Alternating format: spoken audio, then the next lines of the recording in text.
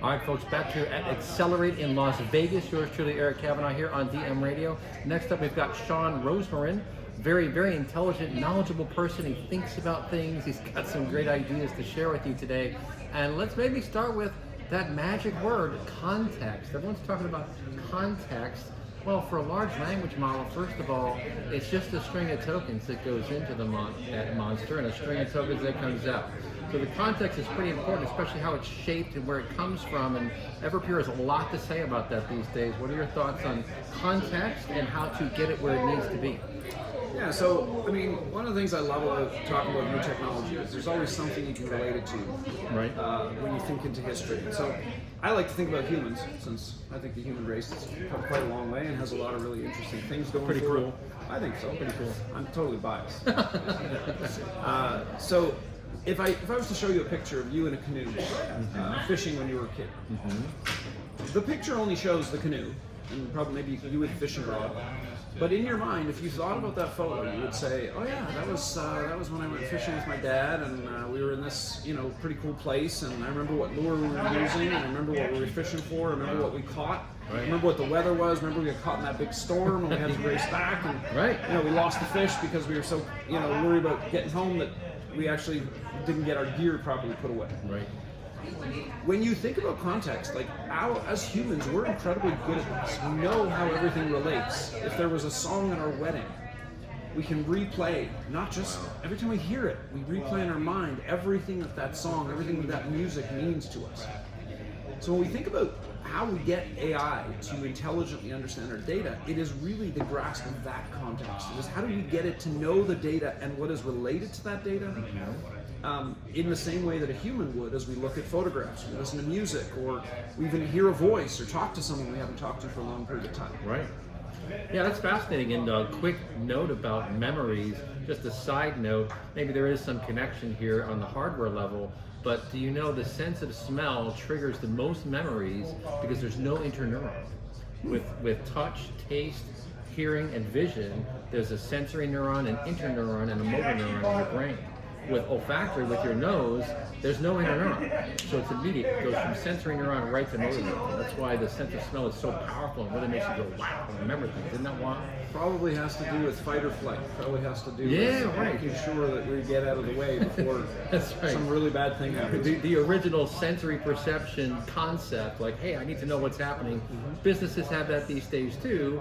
And since we're talking context, one touch, now part of this Everpure world, this is a really big deal. And granted, these things always take time to fan out. There's always a long tail to enterprise software, to really any kind of software. But really, to be able to take this data primacy angle, that's a foundational change in information architecture, and one that is dramatic and significant, right? It is, because you really have to think. So when we talk about One Touch, we're talking about Everpure Data Intelligence. Right. That's the branding that we launched for that product this week. Right. It's not so much about find me the data, right? I mean, we've been able to ask Google to find us pictures of whatever. We've been able to use legal discovery technologies to find certain documents or certain strings of numbers or anything that might have been PII or anything that might have represented a social security number. With One Touch, it's way more than that. It's really, what is all the information that is contextually part of that knowledge graph, right? We call this, it's sort of a canonical knowledge graph that says, I'll give you an example. If I'm looking at an invoice, finding the invoice is not hard, but where was the purchase requisition that's tied to that invoice? Right. Who was the person that originally asked for that invoice to be created? What was the check that was actually cut to pay that invoice? Right. What was the delivery and bill of lading that was attached to the product actually hitting the floor? All of that contextual data has been the challenge, because everything's been a static individual document. But how can I see everything that's connected to that document? Right. And that's what Everpure Data Intelligence, or One Touch, fundamentally unlocks for us. Yeah, that's a big deal, and I was very pleased to hear the word knowledge graph. We're talking all about graphs these days because graphs connect the dots, basically. The dots are the entities. You have nodes and edges in a graph, and the edges tend to be the characteristics. The nodes tend to be the things, which can be people, products, services, whatever the case may be. But once you have a robust knowledge graph underpinning your information systems, you can hop all the way to the answers, and you can connect those dots, and that gives you the complete picture. You know what? That gives you context, right?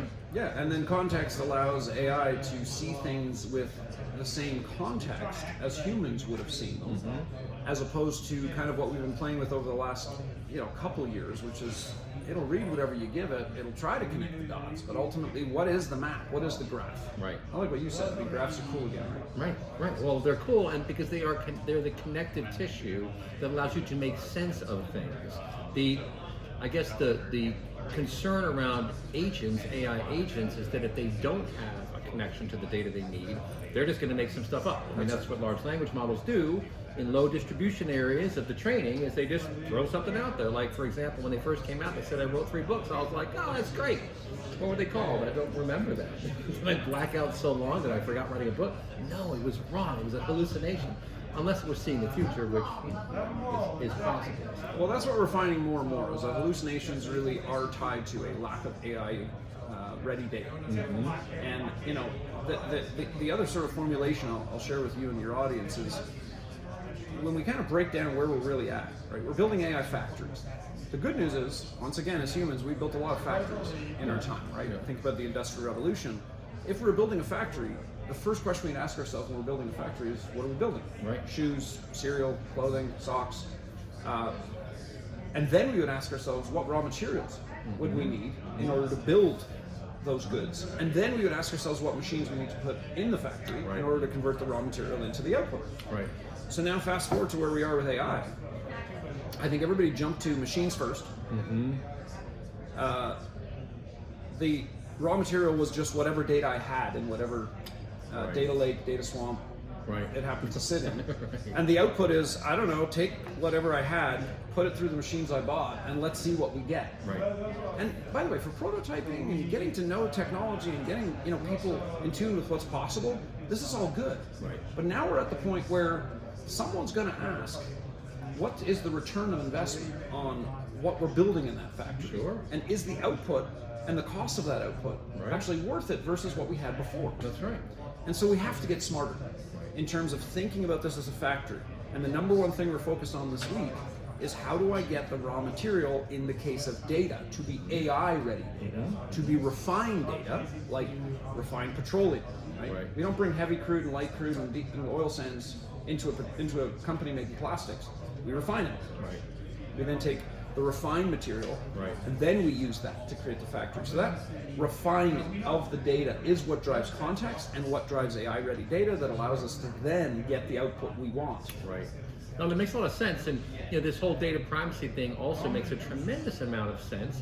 You think just the copies of data that are everywhere, knowing which copy is the latest. You always make copies to do some analysis, for example, or download a bunch of files to load into Excel to do your little machinations, basically. Well, every time you do that, you create a fork in the data trail, essentially. And that obscures the audit trail, that obscures giving that strategic view. So to take this data privacy approach, what you're saying is, look, get it right the first time, and that's the main thing, Billy Joel song, for those who like Billy Joel. Get it right the first time. It is complex, though. I was asking, how long does it take from the time you set this software up to the time where you're actually getting somewhere? At least a month. I'm like, I would tend to think. But there is so much value in having the golden record. We talked about the golden record for 25 years. Master data management. Single source of truth. Single source of truth, right? Single version of the truth, basically. But this at least puts us on a path to get there in a meaningful way, right? Well, and you brought up a really good concern, which is, if I'm taking a copy of the data, let's assume I've exported that copy of the data from the application in which it lives. Let's assume that application is Salesforce, that application is financial system. Well, you used your credentials to log in. You then ran a report, you then exported that report, you now have a flat file that you're going to load into your agent of choice. But by downloading it in a flat file in a CSV or an Excel format, you essentially stripped all the security that was in that file. The only reason you got that report is because you have access. Interesting, yeah. But now as that agent evolves and starts to be shared with other people, well, that data essentially has been broken of all its native security considerations. Right. Getting to your point of data privacy, and the point we're making this week, when I'm actually looking at the data and the single source of data, that data is only accessible with its security intact. Interesting. And when you think about what are my agents allowed to see, what are my employees going to see? What are my suppliers going to see? What are others going to see as they embrace some of these applications? Do you want to be thinking about, am I working on a copy? Am I working on a copy from the original security? Right. Not only has the copy changed, you brought that up earlier, but is that data consumable by that army? Right. These are big questions to answer. Yeah, so here's my biggest question in this new paradigm is data access patterns. So we've spent decades optimizing the performance of databases, which have been the foundation of all information systems, right? Everyone accepts that the database is the foundation. Large language models come along, we slap that on the end, and it's almost like adding a noise filter to a 40-year pristine process of deterministic answers. It's like, well, why would you do that? And the answer is because they're so amazing and they do such amazing things, but you have to use them at certain points in the workflow. That's right. And you have to be careful about that. But my biggest question back to you now is data access patterns. If someone really embraces this data primacy vision that you have and makes that their go-to plan going forward, how are we going to keep up with the kinds of access patterns that are going to be needed of agents asking thousands of questions a second instead of people asking 10 questions in a minute? So you're bringing up an incredibly valid point, which is we are all thinking about this from the context of a human asking an agent a question. Right. And we talk about latency, but as humans, actually, we're not that concerned with latency. If you take 5 seconds to respond to me in a conversation, I'm okay with it. Right. But when I have agents working with other agents Right. on multifaceted problems, Right. I'm actually looking for sub-millisecond or even microsecond latency because I'm waiting to complete a much bigger workflow. Right. It's no longer an LLM where I'm asking a question, getting an answer, thank you, or a Right. Google search back in the day. This is a constant two-way communication. And by the way, that model might be hit by multiple agents at the same time. Right. So now we start to talk about, okay, what kind of hardware solutions, what kind of storage solutions. We talk about IOPS for training, inference for, or latency for inference. And these are the concerns that come with what is your data platform? How is your data estate now set up? Right. And what I would tell you is, the systems that we bought to do these things back in the days of a big Oracle database, and that's pretty much what we ran, or Right. an SAP system, Right. they're not going to scale and they're not going to deliver what we need for the next generation. Right. Well, so that's a very good question. So now we have to take a hard look at the substrate, if you will, the infrastructure that's going to be delivering these things. And I think it's going to be piecemeal. You know, I'll say we've got about 3 minutes in this segment, but I remember the first time I talked to someone from Pure Storage, and I was really impressed, this is probably 7-8 years ago, about how consultative the approach was, especially for a hardware vendor. Typically hardware vendors are like, oh, here's your stuff, thank you, have a good one. But no, the people that I had on my show were very thoughtful about using the hardware as a stepping stone to get to the next level, to get to the next architecture. And that's still baked into your DNA, right? It is, absolutely. So if you kind of follow our journey from back to the days we were talking about it, the first problem we solved was Flash. Bring Flash to the masses, make Flash consumable by everyone. Right. And in doing that, we delivered Purity, which essentially is the most efficient operating system for all Flash everywhere. And in doing that, we built that data storage layer. On top of that, we then said, let's go after data set management. So you see Fusion, you see Pure One, you see a lot of the operational tooling that comes within Pure's platform, and you think, what did we do? We made it easier to manage day 2, day 3, day 4, day 5, non-disruptive upgrades, self-service upgrades, that whole piece of it. Now you're seeing us add on top of that with the rebranding to Everpure to say, okay, not only are we storage management, not only are we data set management, we're now data intelligence as well. So the same place where your data has already moved to Flash, running efficiently, operationally efficient, now I'm going to put the context layer on the top. Wow. And that essentially delivers against the enterprise data cloud platform vision that we laid out this morning. Right. Well, and that's a big deal for lots of different reasons. You know, I remember learning about SAP S/4HANA and the vision that Hasso Plattner had years ago. That was my first job out of college. Really? Okay. Implementing SAP. He's amazing. I mean, he's such a neat guy. He's such a cool person too, to be such a visionary. But he sat there and said, you know what? There's going to be this intersection of cost for solid state versus spinning disk. We're going to go ahead and bank on that and start building for it now. And they sure did. They built this thing up. Now, I don't think he saw Kubernetes in his crystal ball, which is a bit of a curveball. But nonetheless, I see that same kind of vision now coming out of Everpure, realizing that there is today, we have to solve all these problems today. We have to stay on top of things. This is one of the challenges of investing in new technology.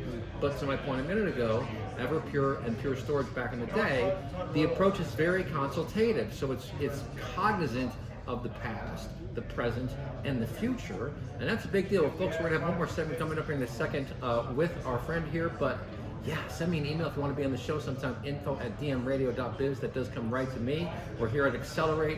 Very, very fun stuff. It's game changing, folks. Really, really amazing stuff. We'll be right back. You're listening to DM Radio. All right, folks, back here on DM Radio, talking all things Everpure. We've got Shawn Rosemarin with us from Everpure, formerly Pure Storage, then Pure, now it's Everpure, so you're kind of extending it out there. And we had a very interesting talk this morning with your CEO who made some bold statements, and I asked him, hey, so have you sent the notice out to all the data management vendors that those services may not be required anymore?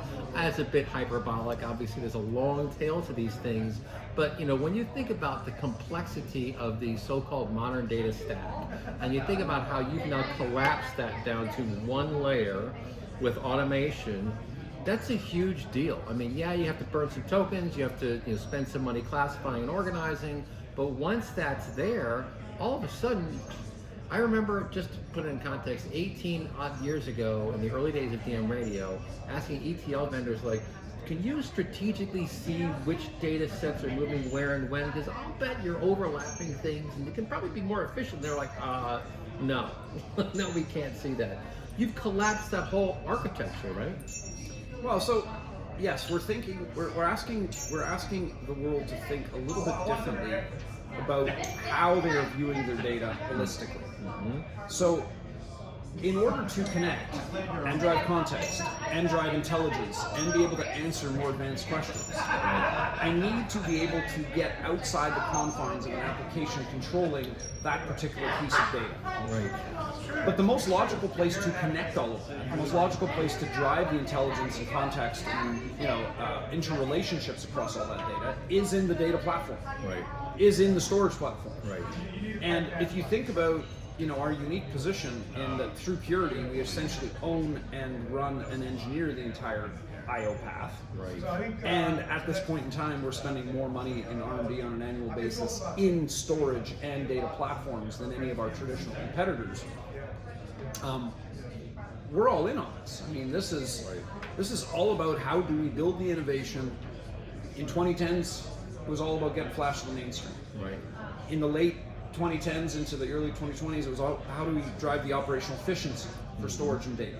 Now it's all about how do we connect the data and how do we prepare it and ignite it and get it at a place where it can essentially feed AI and drive the next round of innovation for businesses everywhere. Right, that's very interesting, and I think it's becoming more clear now to the audience and certainly to me how it is that you are following through on Hasso Plattner's vision. What he saw is like, look, it can all be in memory, and when you have your ERP in memory, you expedite all kinds of things. You can do Monte Carlo assessments very easy. You can do planning. You can do all kinds of things that used to take a lot of time and have big chunks of latency as you throw things over the wall and wait for that team to come back to you. All that stuff is now real time, and if you're delivering on the entire data plane, you're serving CRM, supply chain management, ERP, all ticketing systems, everything is in there, so you can be able to problem solve and save so much time and effort and focus on getting the business right. Isn't that about right?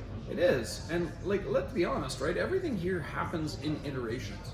So the original iteration of what we're just discussing was, just take all the data and just dump it into Hadoop, right? I remember those days. And because that was the answer, it was like, okay, we got to get it out of the application. Right. We knew it then, so we'll just dump it out of the application. We'll just put it into a data warehouse. Right.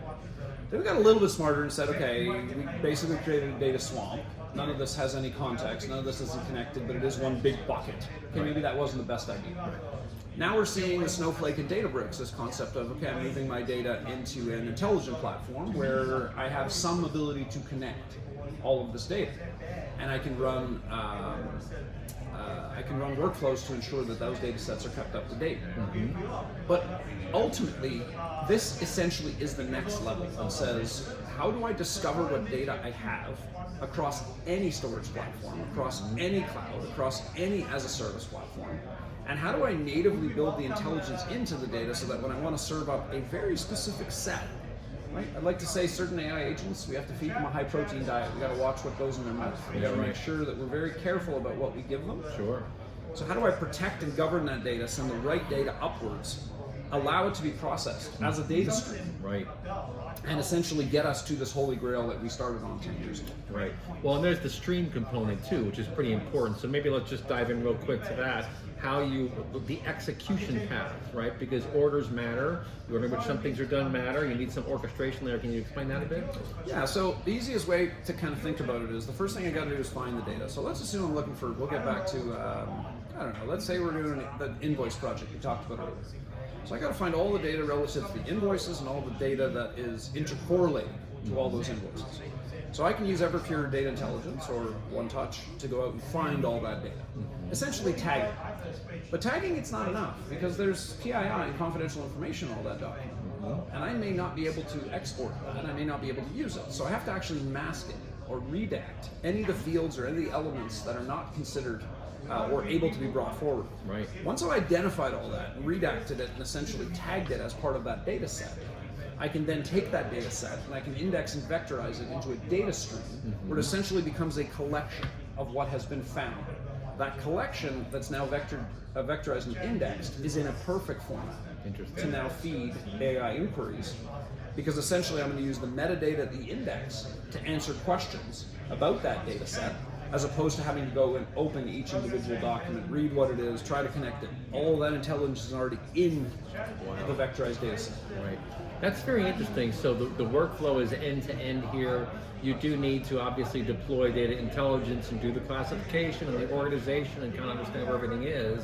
But once the bulk of that work is done, the rest of the information environment is running on all cylinders. That's right.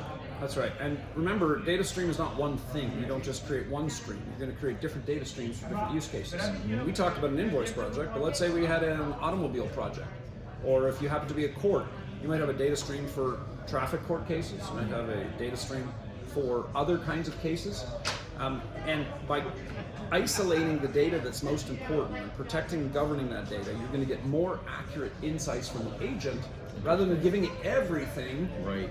And to your point earlier, because then it's going to go make a bunch of assumptions to connect it all together, and you're going to spend the next, months to years troubleshooting all those assumptions, as opposed to find the data that's most relevant to the conversation. Give it only what it needs, Right. and make it smarter from day one. That's very interesting. And the stream itself, is that like Apache Kafka? Is it Apache Kafka under the hood? What is that, and how does it relate to something like Kafka? It's a vectorized database. Okay. So for folks who've lived in the database world for a long time, we always like to joke that databases are the unsung heroes. Right, We all sure. rely on them. The most critical applications in the world run on Oracle, run on Microsoft SQL, and databases are really, really, really cool again for the general public, because you really have to think, and you said it earlier, when I build all this context and this connection and what's related to what and what's in that photo and what is that about, I have to store that in a database. But I have to store it in a vectorized database. Because essentially I'm going to now have AI reading that vectorized database, answering its questions, and you can imagine that me going across metadata tables to answer is way faster than me going across an entire repository of thousands of files and opening them up in different formats, trying to figure out what they are. Right. So this is all about accelerating I see. the time to outcome. I see. Okay, I understand. Or what we call time to first token, right? I mean, the latency between the question and when I start writing the answer. Sure, and then when you get, again, compare it to the complexity of the old way of doing things, kicking off SQL queries and Sparkle queries or whatever, that was a long, complicated process, and you've again kind of collapsed all that into one stream. Is that about right? I mean, you're giving me nightmares back to my early days in Microsoft Access, taking various data sets and trying to connect what's the primary key and what's the primary key, and these two connect, and is that the right way to do it? How am I going to bring this other table in? Right. Yes, so thankfully vectorization and indexing has given us tremendous power to take on the projects that are in front of us, and we're pretty excited about what the future holds. Well, and so we've got about a minute and a half left here. If you do this right, you should be optimizing the data layer, and that should allow for cost containment and even cost reduction in storage and in other kinds of of let's call them archaic processes, right? Is that also part of the vision? It's like, guys, we're going to clean up the data house. The data house is going to be in order. Finally, we've talked about that for 40 years. It has never been done, okay, until now. It's never been done, but it's finally going to get there. What do you think? Well, so remember, we've been improving. It's not done, but every little step in a direction gets us closer to the end outcome.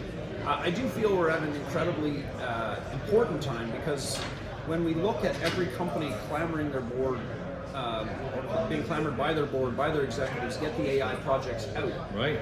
The number one thing holding them back is AI-ready data. So when the board hears, yeah, we got to clean up our data estate in order to be able to really embrace AI. Right. Well, now you finally have that impetus of, okay, well, go get the data estate in order. Right. And when you think about, what it's going to take to pull this forward, what we do know is, and I think I touched this on in a conversation with you earlier. Today we're in experimentation. Right. As we get into production, it's not going to be just about what open source model did you use, and what did you tag, and what piece of hardware did you bring in. It's going to be like, can we support this at scale? Right. Is this something that our existing IT team can take on? Right. Is this a service that we can effectively afford on a monthly basis? Right. And is the return better than the cost? Right. We are going to get there. And when we look at Everpure and our history in driving efficiency and operational efficiency, that is going to continue to be the resounding differentiator, is that we will deliver the platform that is operationally efficient and sustainable at scale. And I think that's going to make a big difference on the success of these projects. I love it, folks. You've been listening to DM Radio.